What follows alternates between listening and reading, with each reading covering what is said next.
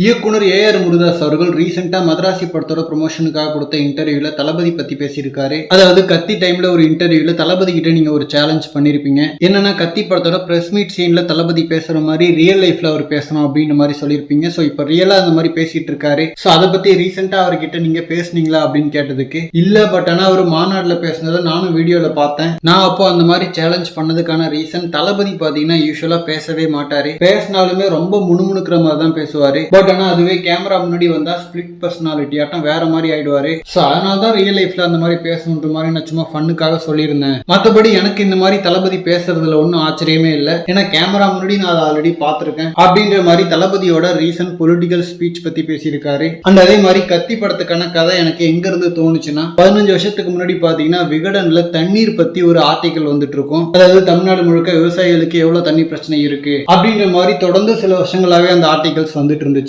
So சிட்டில இருக்கிற நமக்கு பைப்பை திறந்தா தண்ணி வருது, பட் ஆனா தண்ணிக்கு இவ்வளவு பிரச்சனையா அப்படின்ற மாதிரி அது ஆச்சரியமா இருந்துச்சு. சோ அதுல இருந்து உருவானதுதான் கத்தி படத்தோட கதை அப்படின்ற மாதிரி சொல்லியிருக்காரு. அண்ட் ஏஆர் முருகதாஸ் அவர்கள் தளபதி ஃபேன்ஸுக்கு ரொம்ப ஃபேவரட்டான ஒரு இயக்குனர். ஏன்னா தளபதியோட கெரியர்ல துப்பாக்கி கத்தி மாதிரி 2 தரமான படங்களை கொடுத்த இயக்குனர் இன்னொருத்தர் யாராவது இருக்காங்களான்னா தெரியல. அட்லி அண்ட் லோகேஷ்லாம் ஓரளவுக்கு கமர்ஷியலா வெற்றி படங்கள் கொடுத்திருக்காங்க. பட் துப்பாக்கி அண்ட் கத்தி ஸ்டாண்டர்டுக்கு தரமான ஒரு படங்கள் கொடுத்திருக்காங்களான்னா இல்லைன்னு தான் சொல்லணும். சர்க்கார் படமும் நல்லா இருக்கும், வணிக ரீதியா மிகப்பெரிய ஒரு வெற்றி படம் தான். பட் அதுக்கப்புறம் தர்பார்ல தான் விழுந்துட்டாரு. அண்ட் தர்பாருக்கு அப்புறம் ரொம்ப நாள் கழிச்சு தமிழ்ல இப்போ மதராசி படத்தோட வராரு. இப்போ ரீசெண்டா வெளியான சல்மான் கான் அவர்களோட ஹிந்தி படமும் ஃபிளாப். சோ அட்லீஸ்ட் இப்போ இந்த மதராசி படம் மூலமா ஒரு கம்பேக் கொடுக்குறாரான்னு சொல்லிட்டு வெயிட் பண்ணி பார்க்கலாம். அண்ட் இந்த மாதிரி தளபதி பத்தின ஹாட்டான அப்டேட்ஸ்க்கு நம்ம விஜய் ஃபோர்ட் சேனலை சப்ஸ்கிரைப் பண்ணுங்க. தேங்க்யூ.